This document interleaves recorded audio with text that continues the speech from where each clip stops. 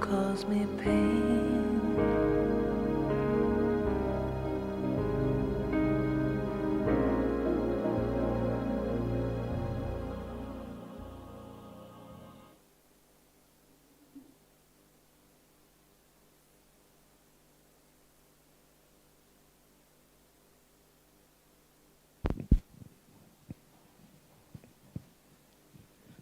Om Shanti. So, special welcome to all of you, and welcome to all our online viewers, and welcome to our sister Gopi. She is the most delightful Brahma Kumari that many of us have had the fortune of knowing for many years. She lived in many parts of the world, including a short stint in the Caribbean from where I am. But we were too small for her. So she eventually moved to Madhuban. And she has been serving here in many and multiple departments. And we are very so happy that she agreed to come today. Sister Gopi, thank you so much for coming. And I'm sure everyone will have a great time. Om Shanti, welcome. Let me just check the translation. Is the translation okay? No, not yet. Okay, so we are holding for translation.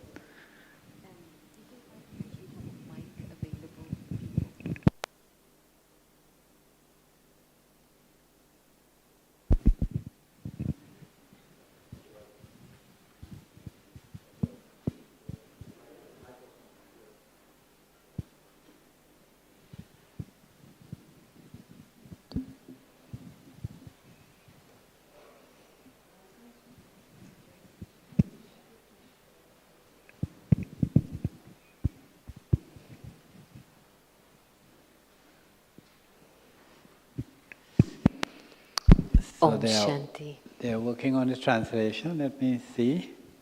2 minutes. Okay. 2 minutes of drishti. Okay, let's have some more yoga for 2 minutes.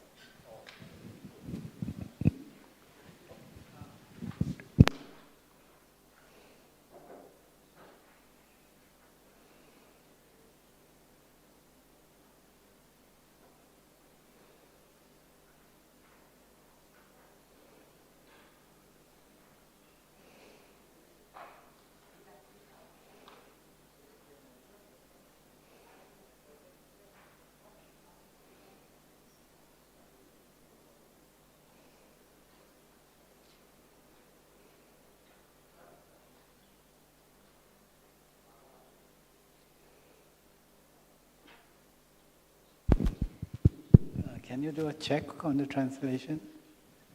Is it okay, translators? Okay, Sister Gopi. Okay. Om Shanti.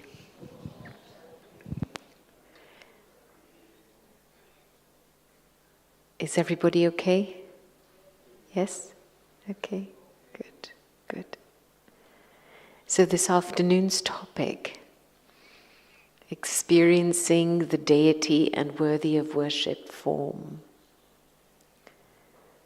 Now, I probably take a guess that some of you may have some questions related to this topic. Who has any questions related to this topic? Raise your hand. No questions? So you're all quite clear about your deity stage and your complete stage and your worthy of worship form. Yes? Okay, there's one person raising their hand, another one, so the hands are slowly going up. Okay, I'm going to invite you to come to the front, and we're just going to field all the questions before the start of this session. Okay? I'm not going to answer them, but we're just going to take all the questions. Come. Can we just have a mic at the front of the stage, please? So whoever else has any questions, please come to the front so we save time. So there's a mic coming down in a minute.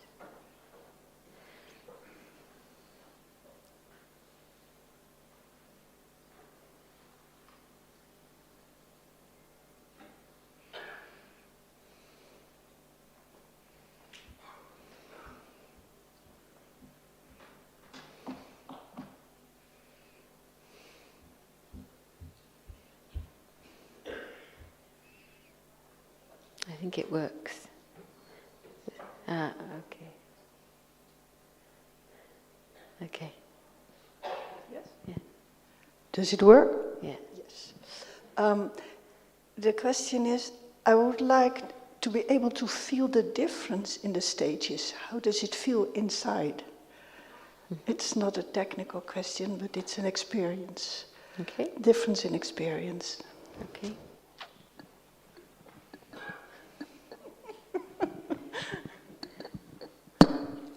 Om Shanti, everyone. Baba always tells us to make effort. And according to the effort we make, we are number one or number wise. I would really appreciate if you give us more clarification on this. Okay. Om Shanti. Thank you. Anyone else?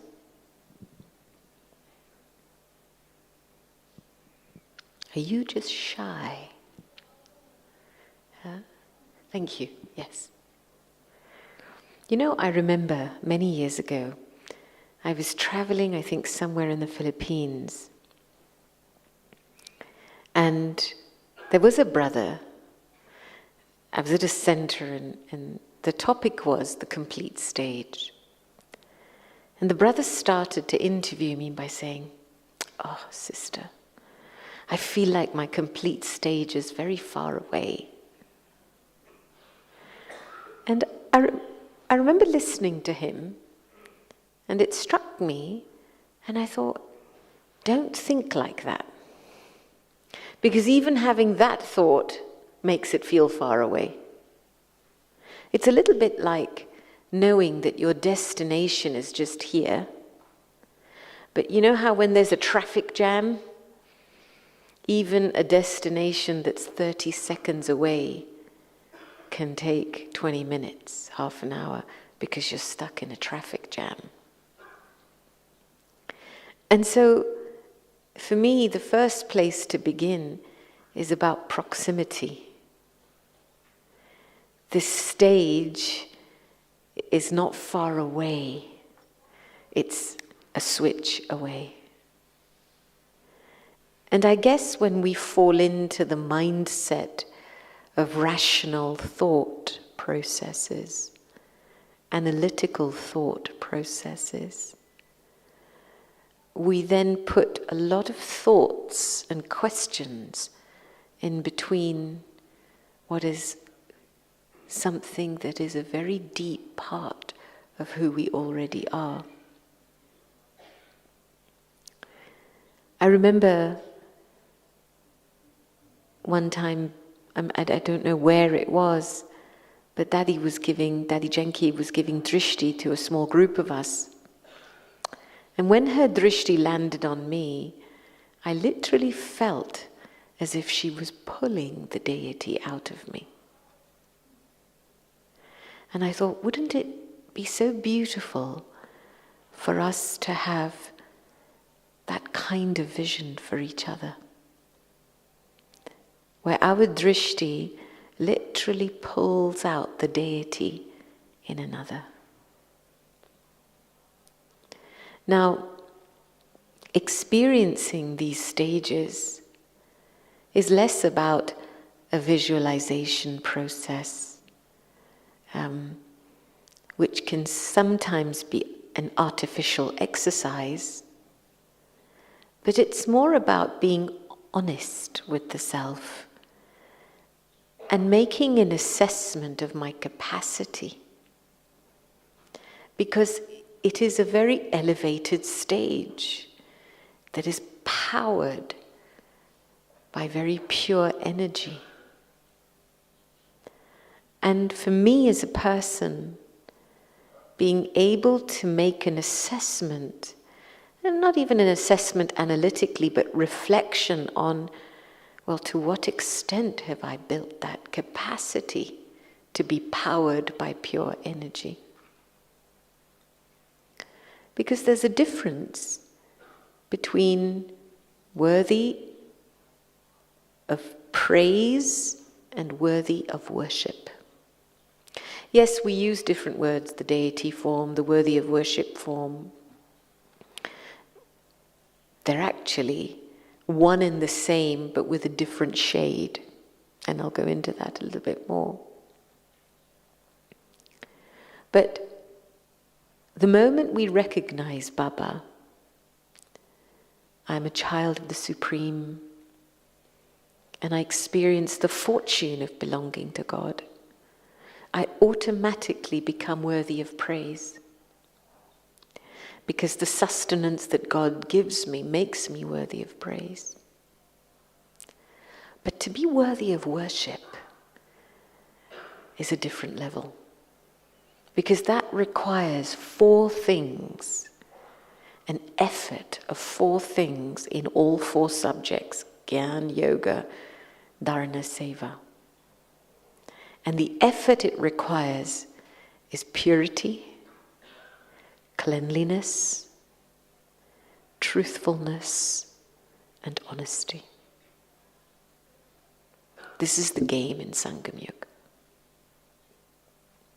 And so the resonance we create and the experience that we have of each form depends on how much purity, truthfulness, honesty, cleanliness I have developed in my Brahmin life. You know, in Bharat, there is single worship, double worship. So when we as Brahmin souls have recognized Baba, and we feel ourselves to be fortunate, that's one form. We get worshipped as saligrams, souls that belong to the Supreme. But to be double worshipped means I have to create a memorial of love in someone's heart. That's double worship. Dadiji would often ask this question of the Kumaris who were about to get surrendered and go and live in centers. She would always say, give 3 things. Always say Haji, never be part of a golden group, a group that gossips. And third, always remember, what kind of memorial am I leaving behind wherever I go? And the funny thing is the devotees will only accept you with love when you have accepted Baba with love. Because the game of becoming worthy of worship starts from Baba. Baba is the creator and the artist. My connection with him, the sustenance I draw from Baba, the attainment I draw from Baba, is starting to emerge the beauty inside the soul. And so it's so important in Brahmin life to remain aware of the attainments from Baba. When we don't keep in sight those attainments of Baba, the kaleidoscope of our complete stage isn't clear to us, because it gets mixed in with attainments from the old world, the old life, the old way of living. And you know, just the other day I was sitting and having Brahma Bhojan, and I had this deep feeling that Shiv Baba is feeding me. And I thought, look at this. Somebody prepared Brahma Bhojan in Shiv Baba's remembrance. Somebody served that Bhojan in Shiv Baba's remembrance. And as I sit here and accept Bhojan in that remembrance, I feel like I'm being sustained directly by the Nirakar Baba, incorporeal Baba. And that direct experience of sustenance is what we call attainments. So I want to just pause here for a moment. I hope everybody has their notebook and pens. Does everybody have notebook and pen? So I want you to take a few minutes now, and I'd like you to zero in, focus in on the attainments, maybe 3 or 4 main attainments you've received in Brahmin life from Baba. Okay? And we're going to do something with that in the next step. So just take a couple of minutes now.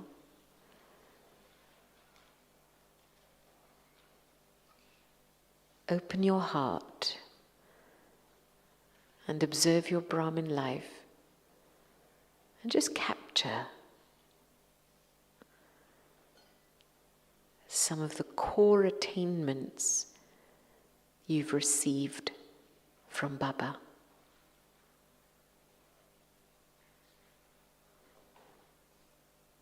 And yes, sometimes you can say knowledge, but then what aspect of the knowledge? Try and be as specific as you can.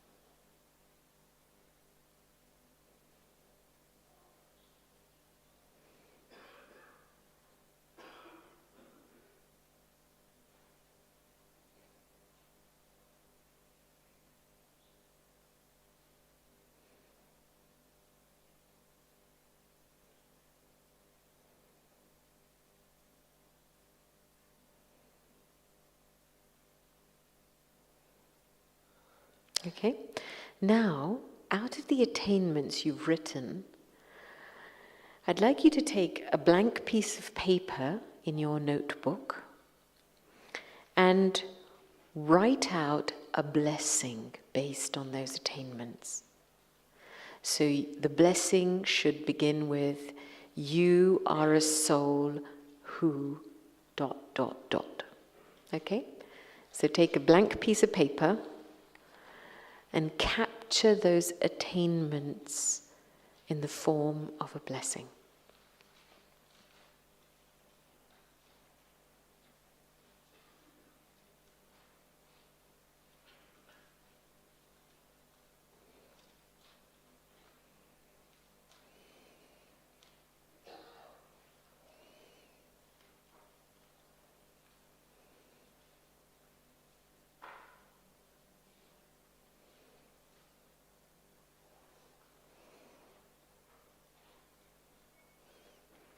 So write it clearly.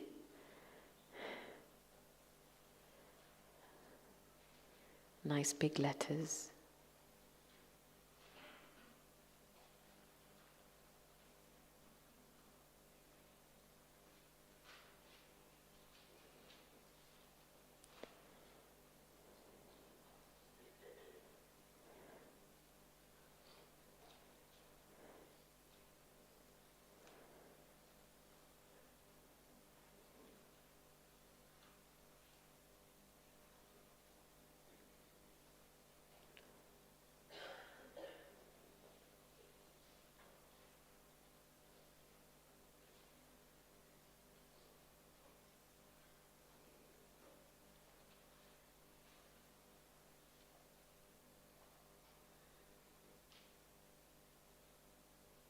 Okay? Everybody got a blessing? So tear it out of your notebook and show me. Take it out of your notebook and wave it. at me, so I know you've all got one. You've got one on your phone. I need it on paper. Right. Somebody loan Ella some paper. Okay. Now, what I want you to do is I'd like you to gift this to a next door neighbor. They might be in front of you, they might be next to you, and I'd like you to turn round and gift them this blessing and share the blessing with them. So you're exchanging blessings. So if you're same language, you have to do it in the same language.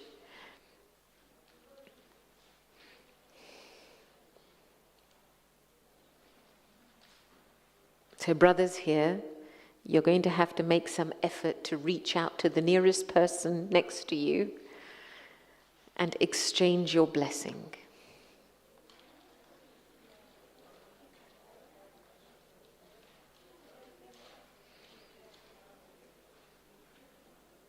Okay?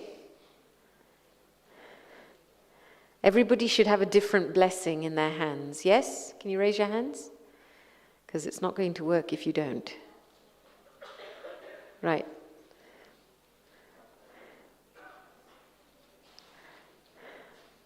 Okay, hands up, everybody who has a new blessing. Okay, so the language groups there, if you haven't exchanged your blessings, please exchange them. And here.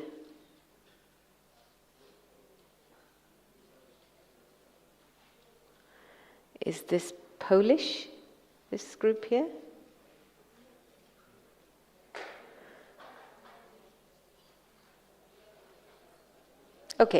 Okay, so if you're in a language group, just share with each other, exchange the blessing. So you should have somebody else's blessing, somebody has your blessing. Okay? Okay. Now, those of you who have a blessing in your hand, I want you to take a moment and read this blessing for yourself in silence.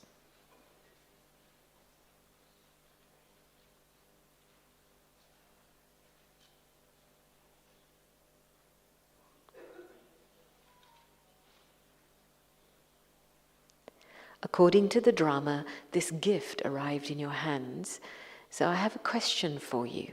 How is this blessing relevant for you in your life right now?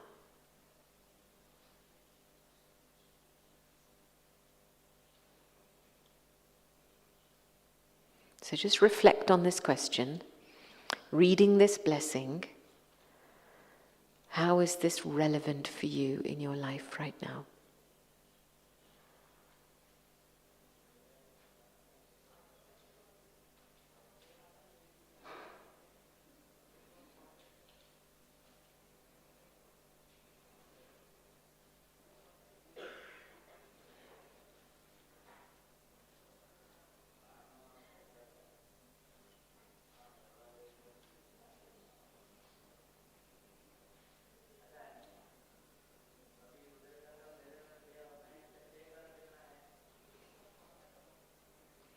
So the blessing has a significance and a message for you. What's that message?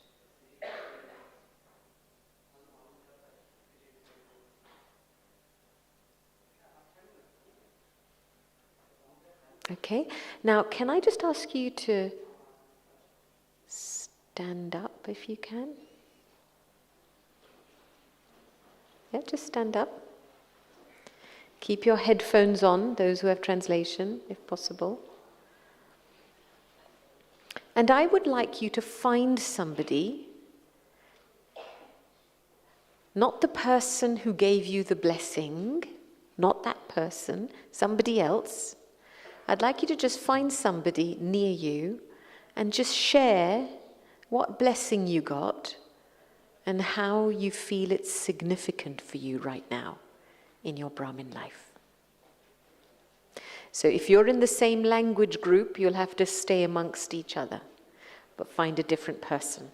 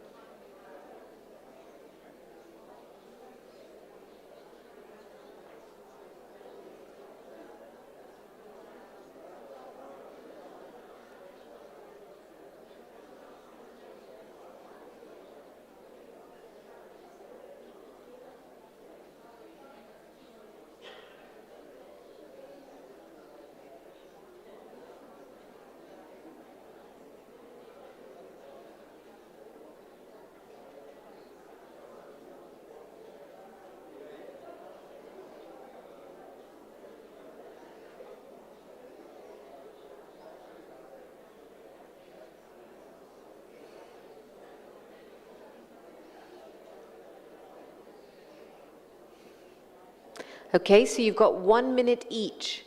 So let your partner speak now.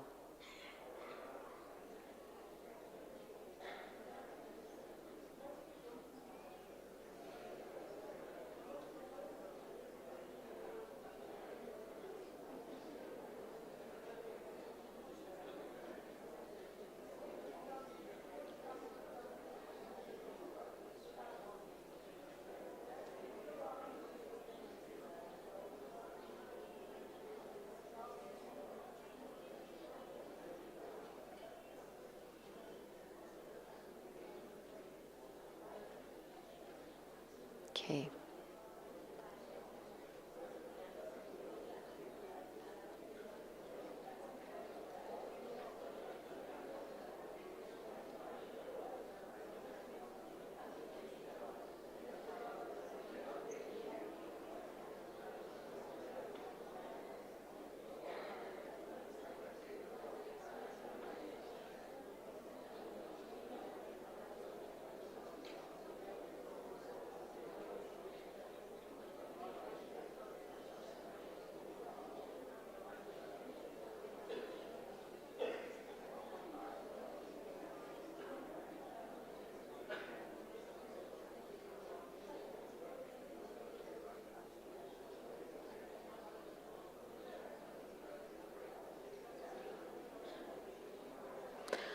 Okay, stop.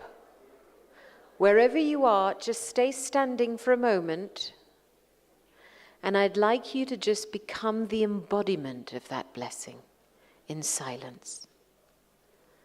Step into the space of being that blessing.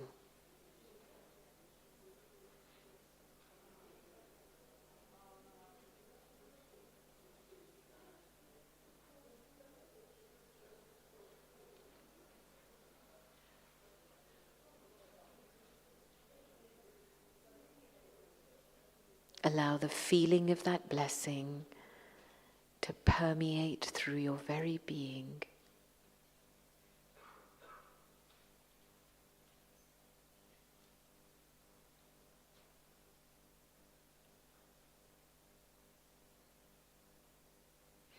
And now, in that awareness with Drishti, I'd like you to exchange that blessing with your partner. So you should have a new blessing in your hand. Exchange.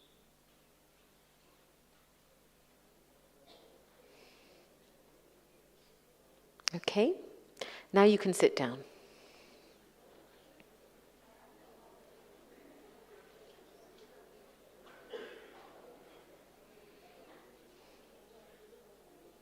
Okay, so everybody should have a new blessing in their hands, correct? Can you raise your hands, yes? Okay, take a seat, please. Thank you. Okay, thank you. Okay, now again, I'd like you to read this blessing for yourself quietly. It's come into your hands.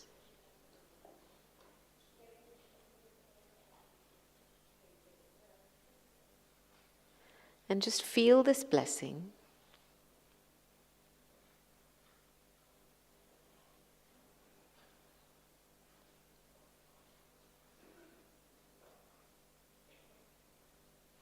And if you could describe this blessing as an image, a metaphor, what would that be? What visual or image or metaphor would you use to describe this blessing?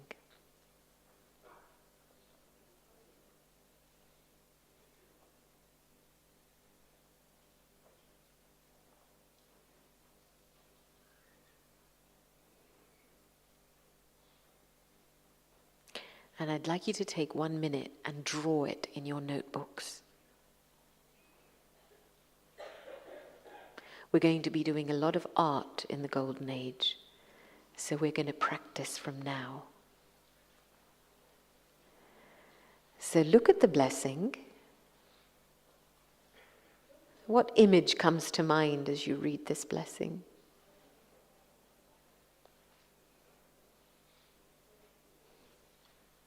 Draw.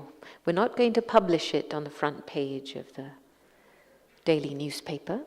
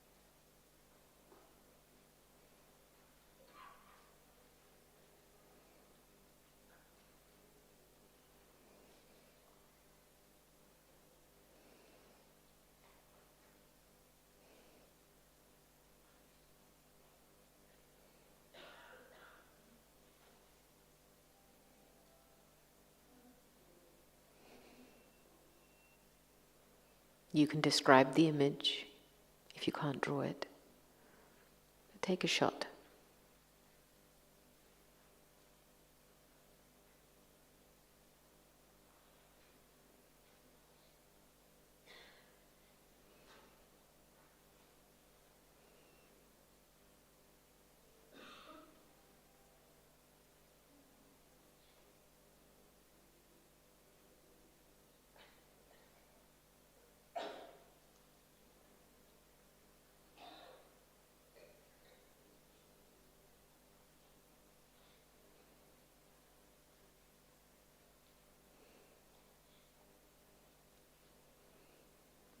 Okay?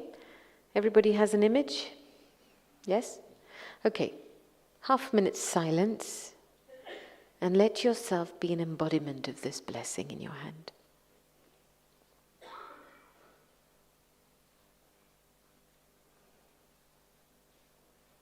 Accept.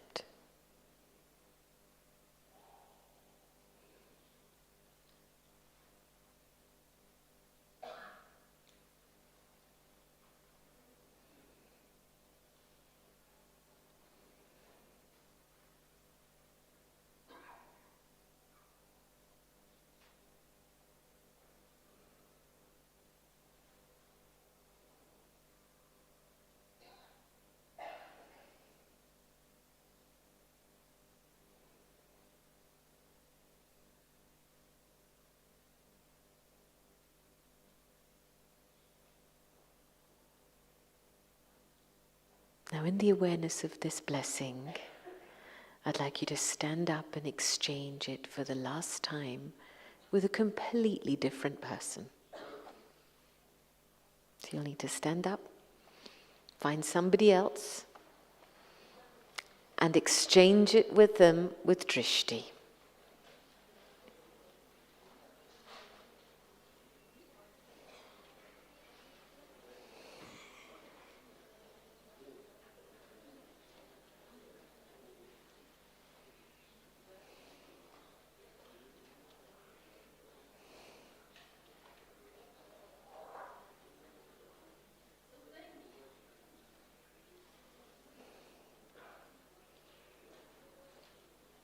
Okay, and once you've done that, go and sit down.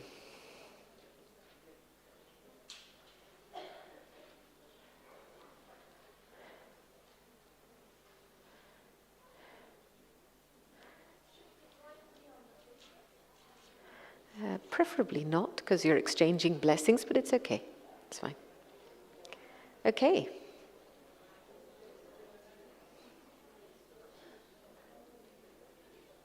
Okay. So everybody should have a new blessing, is that correct? Yes? Yes? New blessing? Yes? I'm not seeing any hands raising. Everybody has a new blessing? Okay. Okay, brothers, you have a new blessing? Thank you.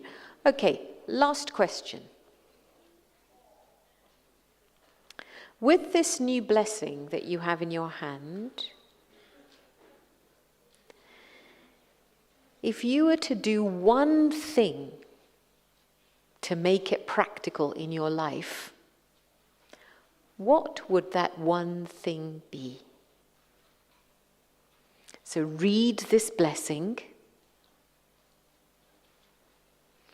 and the question for you to reflect, and you can write in your notebooks, if you were to bring this blessing into your practical life, then what one thing would you practically start to do?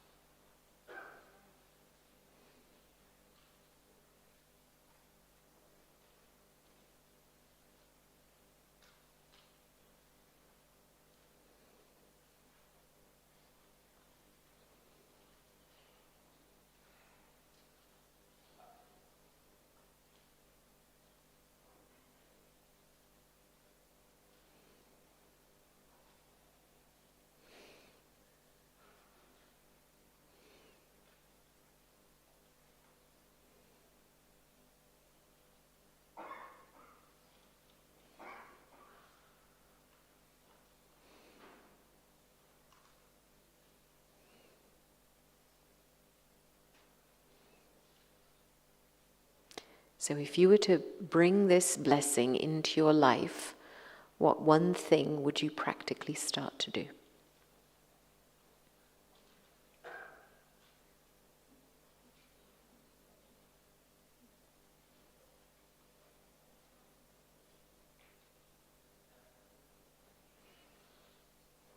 Okay?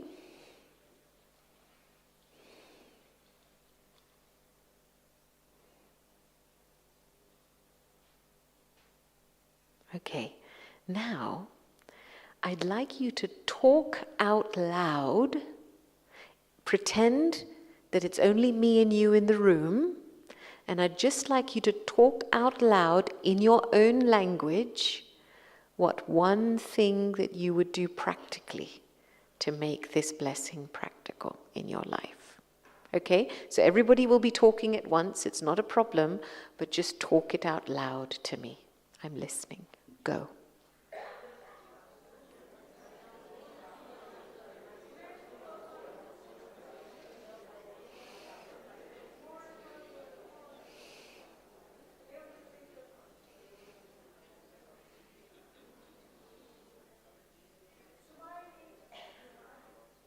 Okay, thank you. That sounded quite pleasant. Okay, let's just do a mind check. How do you feel inside?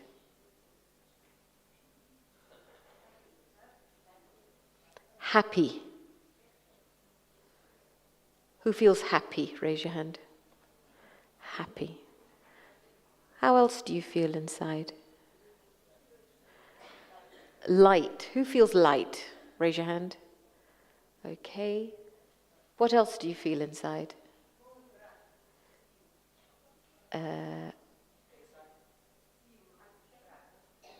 Gratitude?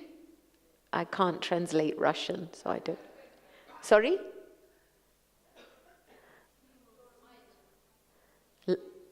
Might. Power.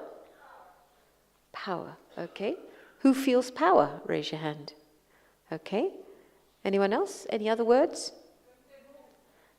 Moved. Who feels moved inside? Okay. Somebody said contentment. Who feels contented inside? Okay. Okay. Excited. Who feels excited inside? Stimulated, I think, maybe is the right word. Okay. So, who feels fortunate? Fortune inside? Yes. Thank you. Thank you. This was a very planned activity, not random. But you can see that in the space of about 15 minutes, we just elevated a vibration in the room. And what you started to experience is the life of a deity soul, right? Which is lightness, which is joy, which is contentment, which is happiness. And it happened because you worked out here. There were components in this activity that supported upliftment. Of course, we asked you to reflect on your attainments from Baba. Everything started with that seed. You turned it into a blessing. You shared that blessing. You made meaning out of that blessing. You used the faculty of your intellect on that blessing. You visualized that blessing. You let your mind become absorbed in that blessing.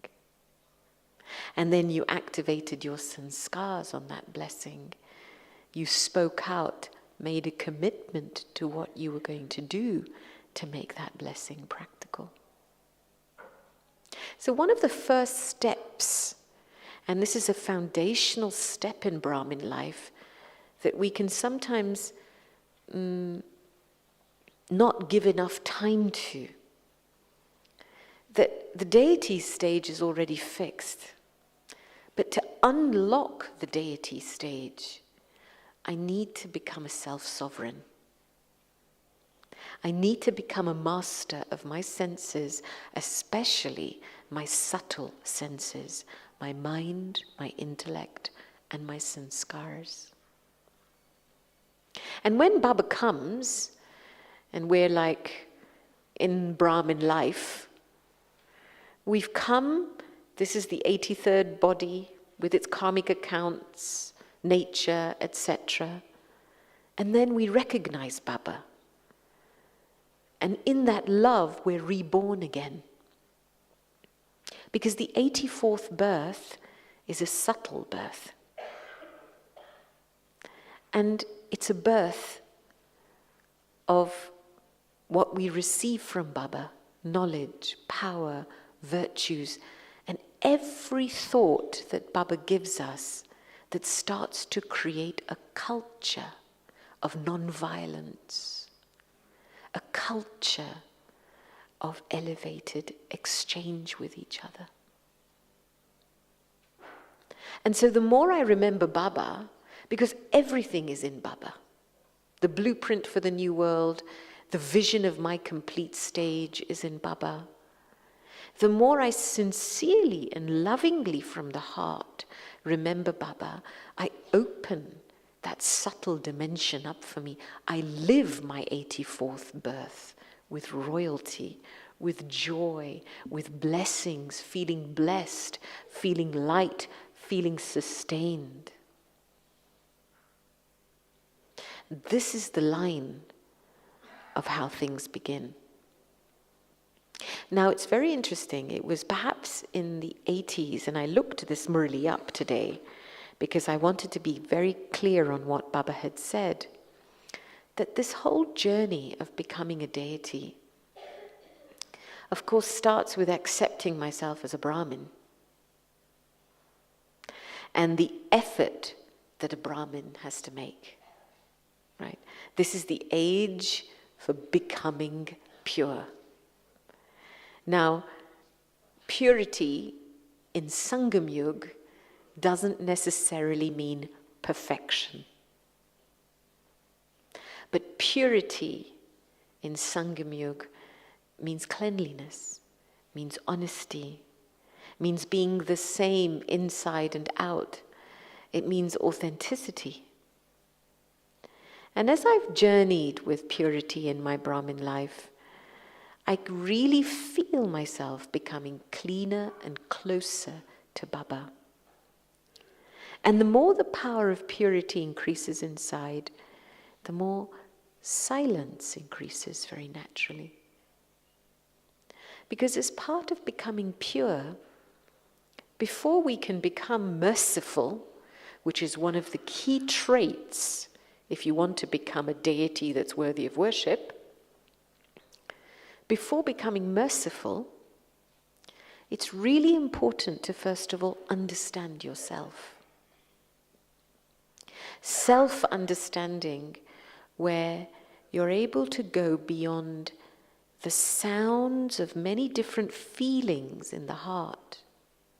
You know, sometimes we think a lot about things, but in those thoughts is filled with the sound of fear, the sound of doubt, the sound of criticism, the sound of jealousy. And silence, in silence, when we start to understand ourselves, we're literally going beyond the sounds of those different feelings to reach the feeling of who am I as a soul that belongs to Baba first. So one of the first aspects is using the power of silence to neutralize all other sounds in my being. And why I say sound? Because it's a vibration that's infused in our thought processes. And it's constantly going on. And when that's constantly going on, you cannot understand yourself. And if you cannot understand yourself, then you can't become somebody that has unlimited mercy.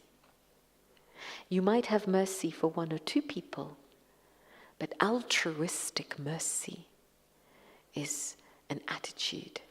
It's an unlimited attitude of benevolence, of wanting to make someone unhappy smile again, wanting to uplift, wanting to help someone move forward. I remember many years ago when I was leaving Madhuban, and I was taking leave from Daddy, Daddy said to me, make your complete stage your best friend. And I really appreciated that statement, because it helped me to start to build a relationship with that part of myself. And when you keep someone as a friend, there has to be an alignment, right? You're not going to do something that your friend doesn't like. And even if you're going to do something, you're going to take your friend with you. You're not going to do it alone. You're not going to hide, do something behind your friend's back. So there's so many dharanas of purity that naturally develop when we start to accept our perfection as a friend. That part of us that's completely pure, soft, non-violent, completely viceless, 16 celestial degrees full of all virtues. That being is my best friend. Sometimes I get asked the question, Sister, what's 16 celestial degrees? Can you give us a list? And Baba uses, that terminology is used in Bhakti, but Baba's often described it as the significance of an action or a speciality that's complete. You know how people often go to theatre shows to watch artists perform, especially when artists have peaked in their talent. They go to watch a show. So it's the same. The deity is an accomplished artist. Accomplished in the way of speaking. Accomplished in the way of seeing. Accomplished in every virtue.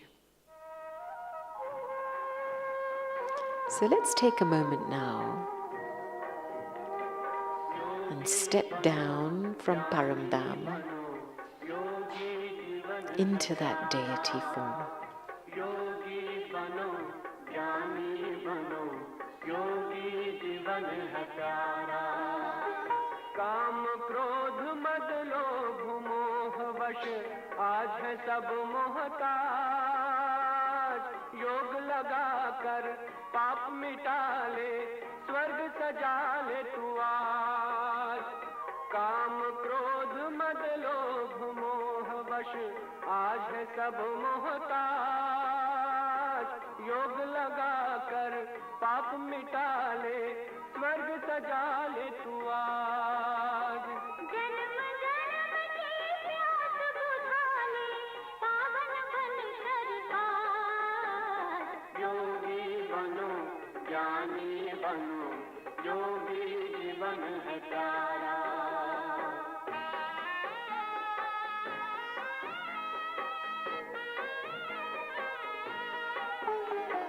संगम युग में परम पिता शिव कहते हैं राज तू है एक अविनाशी आत्मा सुन लो मेरी आवाज संगम युग में परम पिता शिव कहते हैं राज तू है एक अविनाशी आत्मा सुन लो मेरी आवाज सुख शांति और पावनता से झोले भर लो आज योगी बनो ज्ञानी बनो योगी जीवन है प्यारा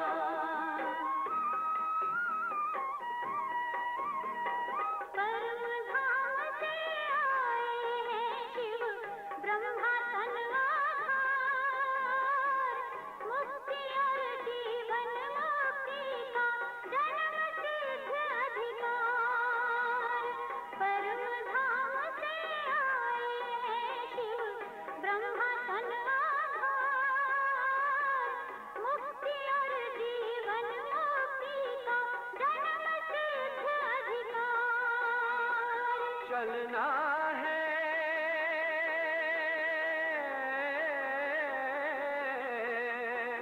चलना है घर वापस अब तो यही ज्ञान का सार योगी बनो ज्ञानी बनो योगी जीवन है प्यारा योगी जीवन है प्यारा योगी जीवन है प्यारा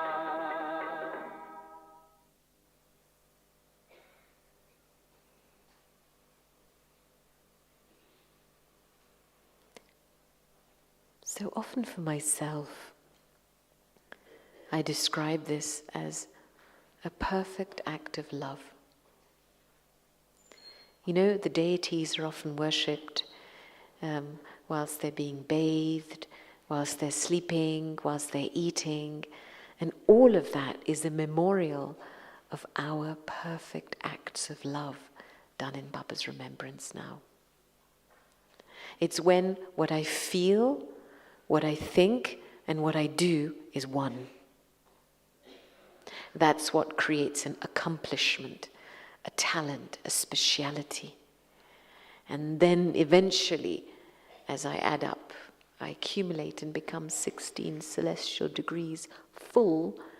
Even Brahma Baba's art, you know, it's an art form. Even Brahma Baba's sleeping was an art.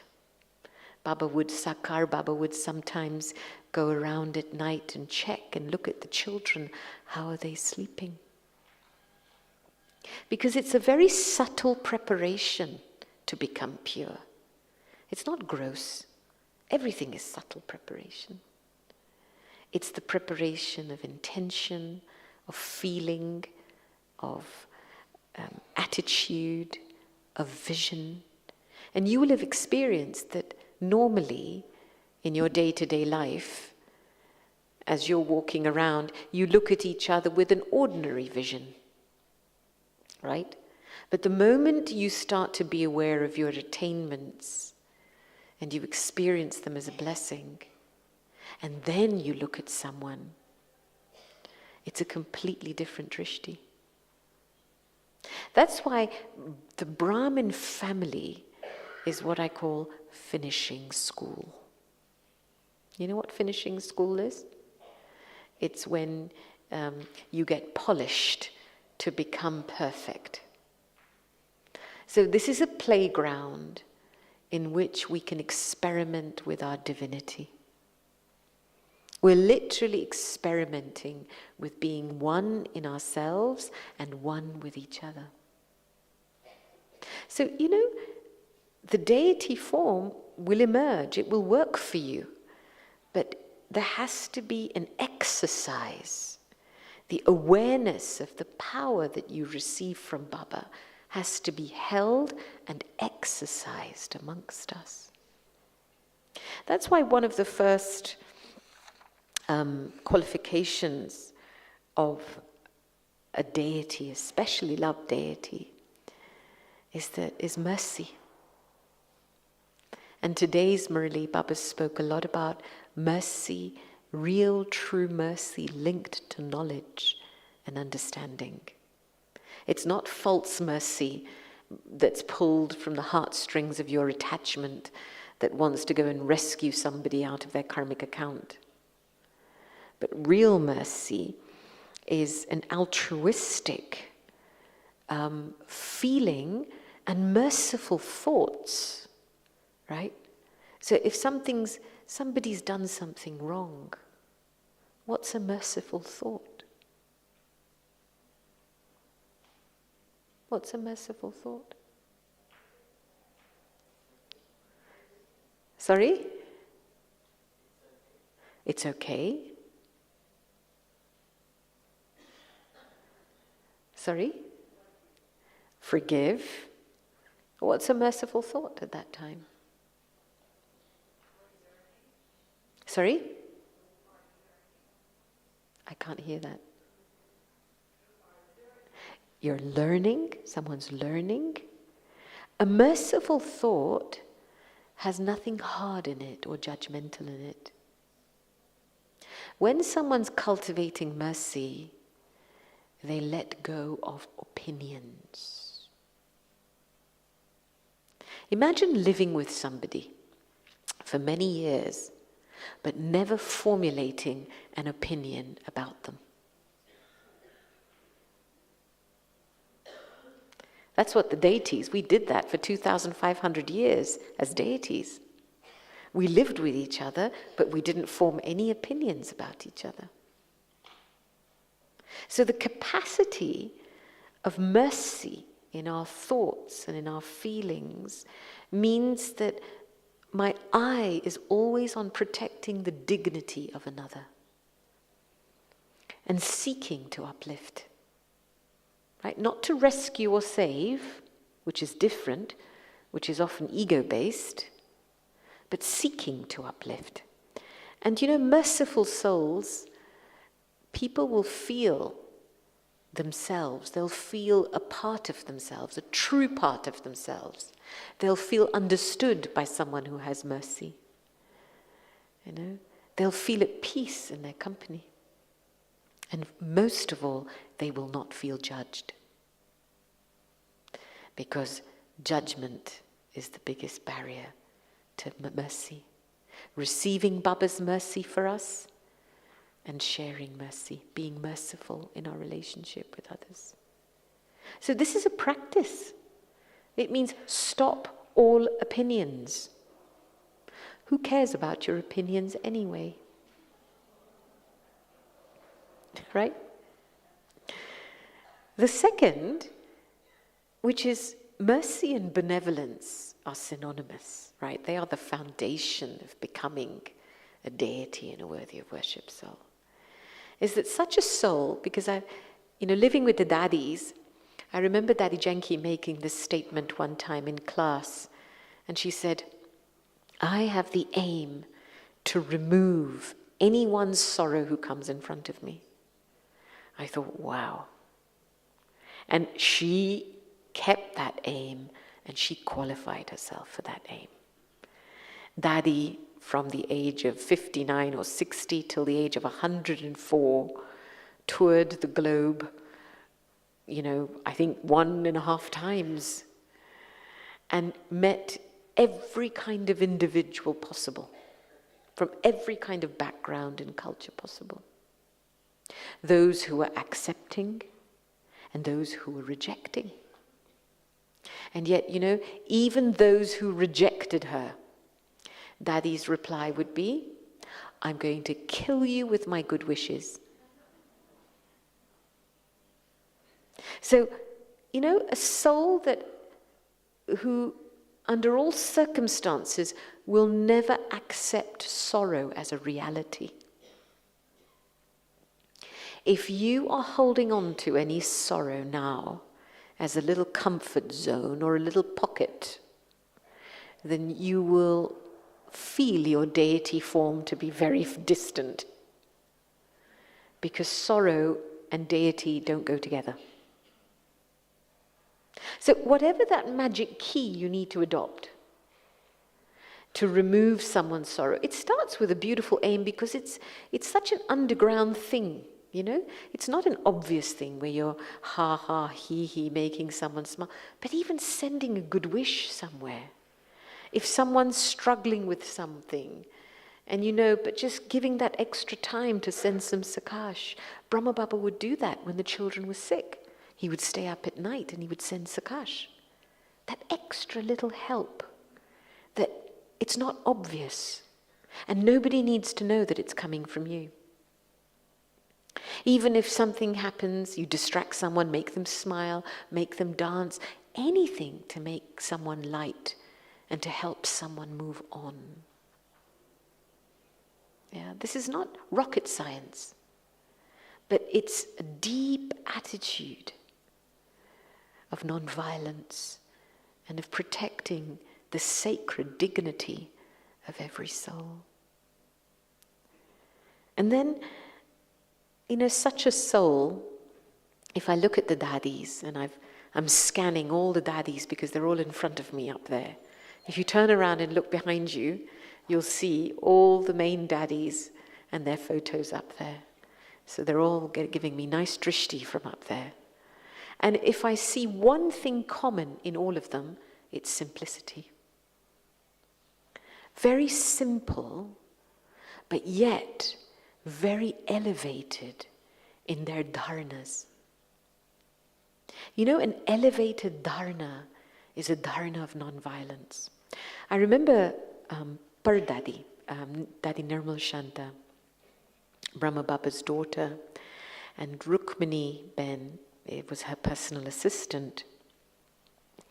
And we were sharing stories about the daddies with each other, and she shared a beautiful story about Pardadi. And she was sitting in the courtyard of Indraprasth in Pandav Bhavan. And in those days, it didn't have the windows. And it was a Thursday, and Rukmini Ben had washed her hair, and she was combing her hair. And of course, when you're combing your hair, some hair falls on the floor. And Daddy came in, and Daddy said, be careful. Look, pick up the hair from the floor, because there's lots of tiny sparrows flying around here. And if one of them if their little feet get caught up in your hair, they won't be able to fly and they'll die. And you kind of think, wow, this soul, a soul that has non-violence to their core, that is so sensitive to the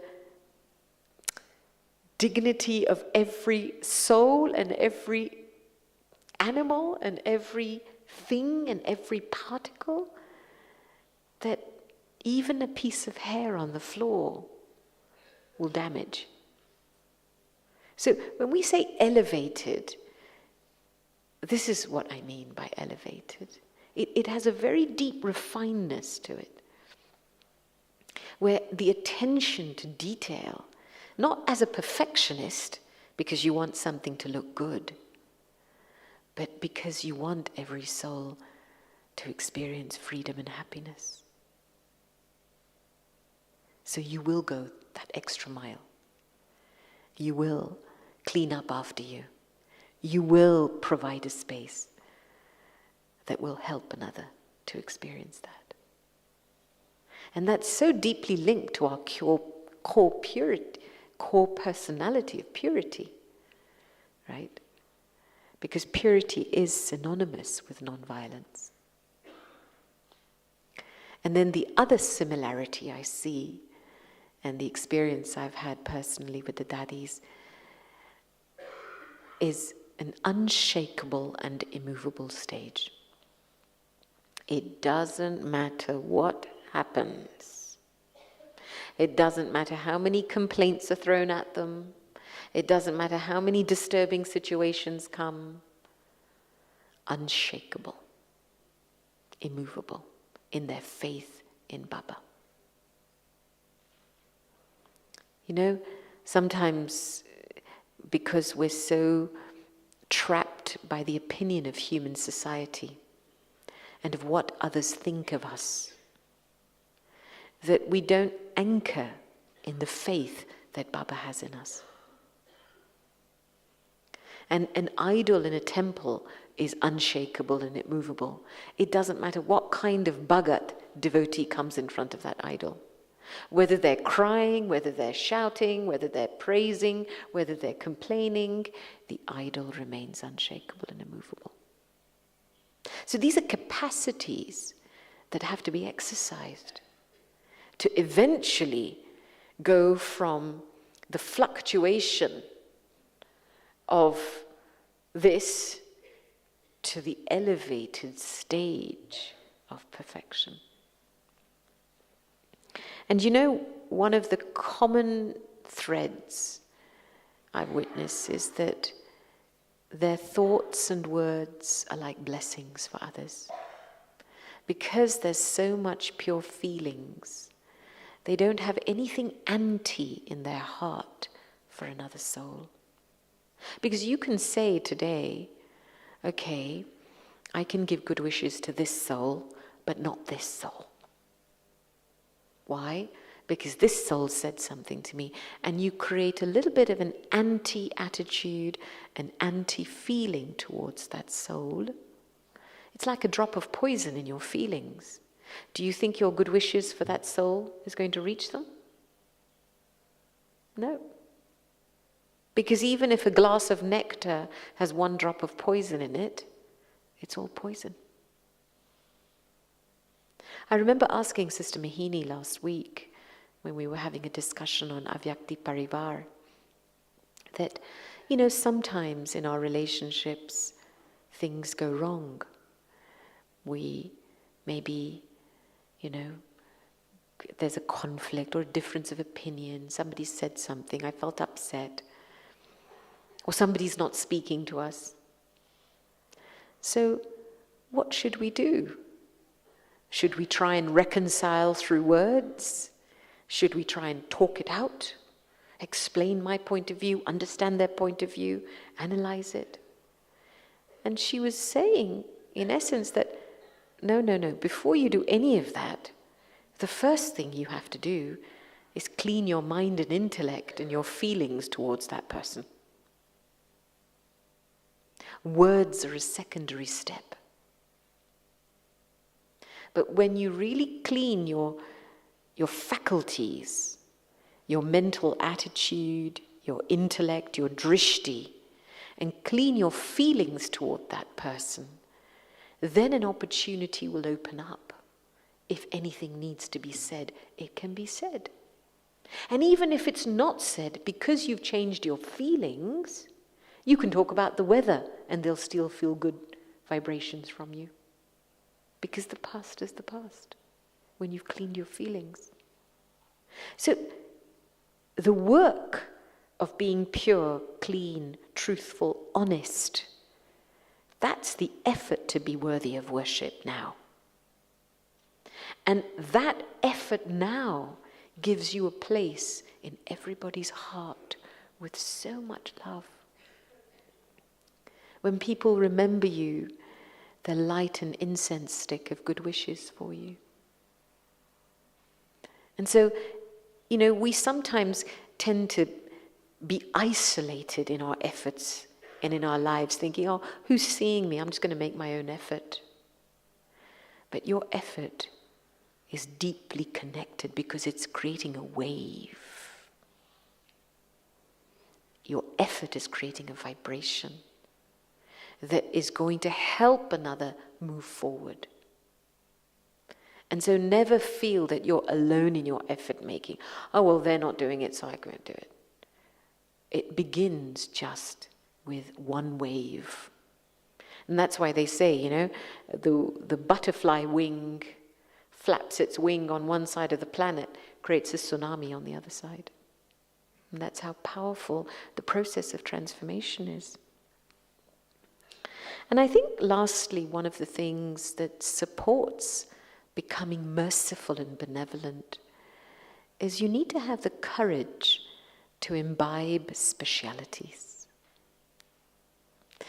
What we call in Hindi, a sato guni buddhi. You know, it's amazing that Baba's drishti has fallen on each and every one of us. It didn't fall on your cousin or your uncle or your best friend. It fell on you. Do you think God made a mistake? So there's a speciality there. There's a God-given speciality there. And recognizing that speciality is very important in another and in yourself. And you need courage for that. Because you do have to sometimes see beyond the surface packaging. Sometimes someone's nature might not be perfect. Somebody may have an angry nature. Somebody may have a critical nature. So you need courage to see beyond that, to see what is it in this soul that drew Baba's drishti to them. You have to make this effort. Make a list of all the people you don't get on with. Right? Why don't you get on with them? Because you're holding on to something about them. Somebody else is getting on with them, but you're not getting on with them because you're holding on to something about them. So make a list and make the effort to look for that God-given speciality. Because that in itself is a speciality. And it's something I saw a lot in Daddy Janki. Perfecting the art of seeing and recognizing speciality. Now, you know, Brahmin souls are special. Sakar Baba would often say this, that when you wake up in the morning, switch on this awareness that I am a special soul, a Brahmin soul. I am in Baba's drishti. In one of my last conversations with Daddy Janki, I asked her a very simple question. I said, Daddy, what are you seeing? And Daddy said, I see that everybody, she started off by saying, in our day, we felt that we were something special. But now, as expansion has happened, everybody's just moving around in an ordinary way, in an ordinary consciousness, in ordinary interactions. And as a result of that ordinariness, there's wastage, there's familiarity. And so then you don't experience the elevated nature of Brahmin life. You don't feel that you are a Brahmin, going to be an angel, going to be a deity. So the switch on of that awareness that unlocks the part of an angel and the deity is waking up in the morning and feeling yourself to be a special Brahmin soul. It's so important. Surrender everything else to Baba. And just really wake up with your attainment and wake up with your fortune. And then the second aspect is using that speciality. You know, I remember many years ago in conversation with Jenti Ben, I said, how do specialities emerge? And she gave a very simple response. She said, say Ha-ji. Because sometimes you don't know what your speciality is.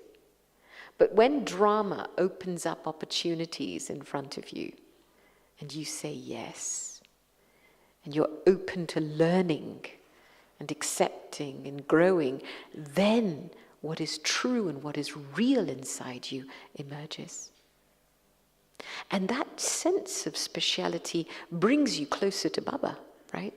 It makes your love, it transforms your love from being ordinary and general to being something very special and intimate with God.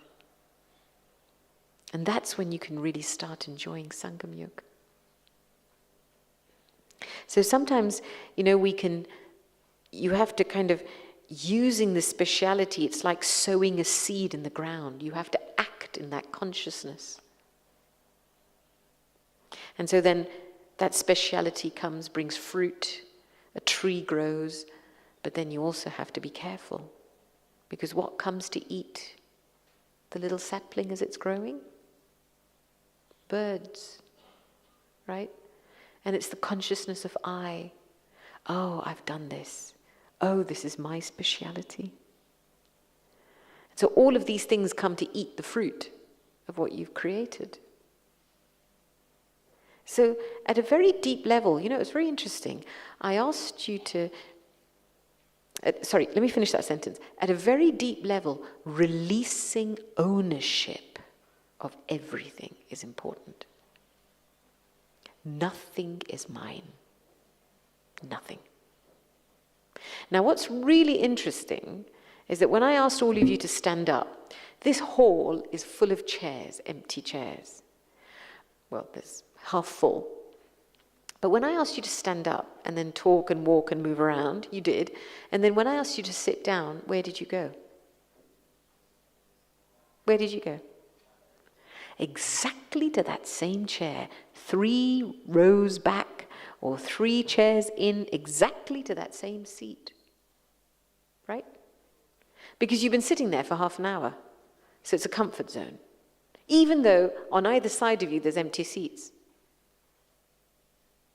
And then suddenly after a period of time, guess what happens? As we sit here longer and longer and longer, then we get up and go to the bathroom, and then what do? We leave our bag on the seat. Don't we? Right? Oh, it's my seat, right? You come back from your bathroom visit, and then you see that somebody else is sitting in that seat. And then what do you think? Who's sitting in my seat? Right, you've been sitting there for half an hour and it's suddenly your seat, is it? It's such a deep human habit to take ownership of something. We do it every day unconsciously because it's become a habit. Yeah. Because we are creatures of habit. And a deity, if you live by habit, you can never be abundant. A deity is abundant, giving devta. It's a flowing treasure store of so much. So, I feel that these are some of the capacities we need to build and activate and exercise in our Brahmin life. And they are capacities deeply linked to purity, honesty, cleanliness, and truthfulness. In knowledge, self-examination, in my connection with Baba, in my dharana. To what extent have I imbibed all virtues? Have I sat and examined that? And then, of course, altruism in my service. Well, where it's not my service, but I'm present as Baba's helper, as an instrument on the field of service. And that's ultimately what makes a soul worthy of love, of being seated in someone's heart with love. And a deity soul will win hearts. That's their effort.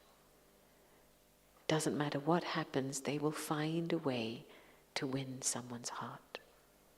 And it's such a beautiful effort to make, is to win hearts. This is what the efforts the daddies made all day long. Yes, they gave Gyan, but why did they give Gyan? To win hearts. And this is where, when I was telling you earlier, that, to receive love and regard from the hearts of everyone at the confluence age means to begin the blueprint of your worthy of worship status from now. Right? And when I was sharing earlier that Baba had spoken a Murli, in the 80s, on the different types of Brahmins, and I'm going to leave you with that, where he identified 4 different types of effort-making Brahmins. And then you can reflect on your own journey with that. 1, those souls who move along in love, remembrance, and service according to the method, the right method, as yogi souls, and who imbibe all virtues. This is the first category of Brahmins. Right? They move along on the basis of love, remembrance, and service according to the right method. They're absorbed in love. Everything is an expression of divine love. The second category, they may not do everything according to the right method, but they do it as a discipline, a duty. So they're very disciplined in following the codes of conduct. They follow all the 4 subjects, but as a discipline, they feel they have to do it. So they will experience love sometimes, but not absorbed in love. And so they do get attainment because they're disciplined, but sometimes they find things easy, other times difficult. That's the second category. The third category, they observe all disciplines for the majority of the time, but not with their heart, but for show. They sit in remembrance with a motive for being well known for that. Their service is showy service. They want to earn a name in service. So they'll change their form according to the time. They may have a sharp head, a sharp intellect, but their heart will be empty. And the fourth variety, that they'll follow some of the disciplines, but they'll do it out of fear. Fear so that nobody says anything to them or sees them as a last number soul, or this one won't be able to continue. They have become Brahmins and they've renounced the Shudra life, but they want a bit of both. They taste the elevated nature of the Brahmin life, but they don't perhaps have the courage to follow the full way of the Brahmin life. And so they move forward on the basis of compulsion and fear. Now imagine all these different types of effort we make as Brahmins is creating a blueprint for how we are going to be worshipped. If you make effort out of compulsion, your devotees are also going to,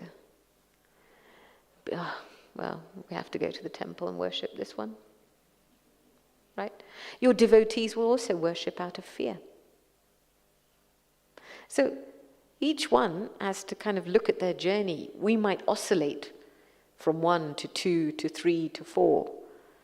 You can be all 4 in one day because it's a type of effort, right? And that's why for me, the journey to the complete stage and the journey to being a deity is so deeply connected with Baba and the consistency of love and remembrance. Consistency is a key word here. Not just sometimes, Because anything that is sometimes can become corrupted. But anything that is constant and consistent cannot be corrupted. So as we are in Madhuban, Baba accepts every soul as they are. Baba's drishti has fallen on every one of us. And in the contract, all the inheritance, the virtues, the powers are in. But to what extent am I transforming my feelings and creating an environment where Baba's presence can be a constant presence in my life? Because that's up to me. Okay? So, it's just gone 6 o'clock. I don't think we have time for questions, but I hope that's been useful. Yes? Thank you very much.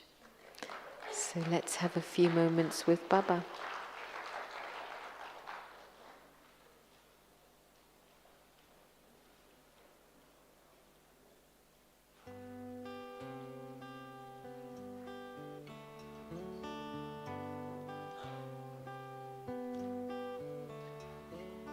Where do I go with all these feelings and all these faces and open doors when everyone else seems so serene and I just feel so insecure? And where do I go when all the pieces of my heart lay on the floor? You say, come into the light, why don't you? Come into the light, why don't you? Come on now, come into the light.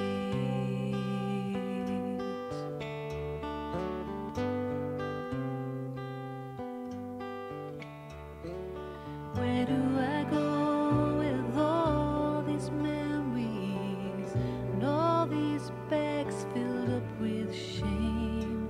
And how should I feel when you call me an angel and dress me in a crown of gold? And what should I do when tears of sorrow just won't stay inside these eyes? You say, come into the light, why don't you? Come into the light, why don't you? Come on now, come into the light.